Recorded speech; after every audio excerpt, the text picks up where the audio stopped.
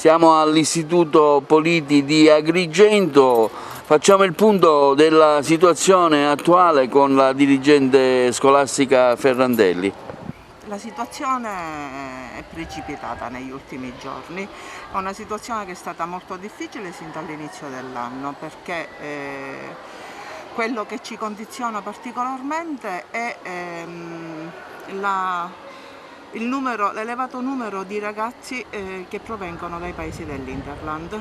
Quindi già dall'inizio dell'anno noi abbiamo avuto richieste di genitori giustamente molto responsabilmente preoccupati che i loro figli avevano avuto contatti con parenti o con amici, chi di Raffadali, chi di Aragona, soprattutto Aragona nei giorni passati, nei mesi passati. E che chiedevano didattica a distanza per un periodo di tempo limitato fin tanto che non veniva il periodo di quarantena che le era stato imposto o che volontariamente attivavano.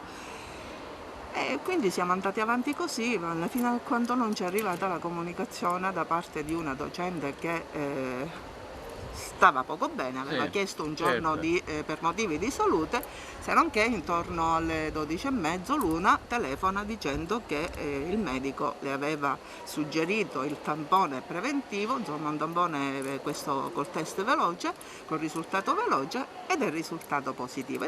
Per cui ci siamo attivati per fronteggiare questa situazione di emergenza. Intanto lì considerato che la docente era un po' era stata in giro per le varie classi, certo. Abbiamo immediatamente deciso di chiudere il plesso per un giorno e provvedere alla sanificazione. Nel frattempo sono state intensificate anche altre misure di prevenzione, che sono l'obbligo costante della mascherina, insomma altre cose. Se non che il giorno dopo mi arriva un'altra telefonata di un genitore di Porto Empedocle. Allora, da premettere che la docente viene da Raffadali, il genitore di Porto Empedocle mi dice che la figlia ha fatto il tampone ed è risultata positiva. Quindi partono anche i tentativi di mettermi in contatto con l'USCA, per cui riesco a mettermi in contatto e da lì partono, che so, l'invio degli elenchi del gruppo classe, i tamponi collettivi e quant'altro. E siamo arrivati a questo punto perché poi dall'esito dei tamponi sono venute fuori non solo le conferme ma anche qualche altro caso in più. Comincia a diffondersi il panico, cominciano nel momento in cui si vengono a conoscere i nomi le paure dei contatti stretti, dei compagni, dei genitori, dei familiari, ma che, ripeto, sono sempre e soltanto genitori di Porto Empedocle. E quindi adesso, oggi pomeriggio, ci saranno altre 2 classi che faranno pure i tamponi, perché da questo timore da parte dei genitori privatamente hanno provveduto per conto loro e sono risultati dei casi positivi, al che c'è stato poi l'intervento la disposizione sia del Dipartimento e del Sindaco per siamo arrivati a questo punto. Il Sindaco ieri come primo suo atto ha fatto questo, esatto, quindi diciamo, ecco, ma attualmente dico qual è la situazione, perché si fanno tanti numeri, 4, 5, 20, 50, insomma, attualmente qual è, diciamo, il reale, di quante persone posto oggi, allora, a lei le risulta almeno? Poi. Quelli certi finora sono 2.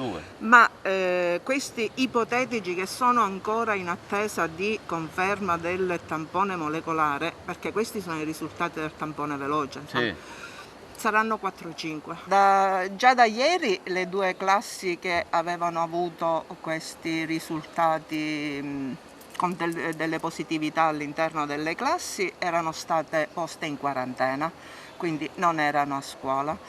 Da stamattina già facevano didattica a distanza. Da stamattina la didattica a distanza fino al 4 di novembre è stata integrata, allargata anche a tutte le altre classi della sede centrale, ma anche alle classi del plesso di via Cimarra. Fino a quando è valida l'ordinanza? Fino al 4 di novembre, salvo disposizioni poi che potrebbero essere l'evoluzione della situazione, insomma.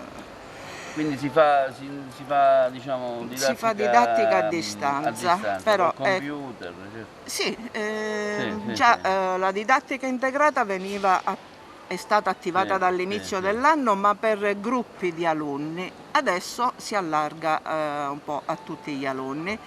Il problema resta, a quanto pare, il plesso Foderà, che stamattina, avendo contatti con i responsabili di plesso, ma anche dei messaggi da parte dei componenti del consiglio d'istituto, sono preoccupati pure loro, perché giustamente ci sono fratelli, sorelle di queste, anche se molti avevano già chiesto la didattica a distanza perché in quarantena o per precauzione, insomma, vista la situazione dilagante che c'è a Porto Empedocle.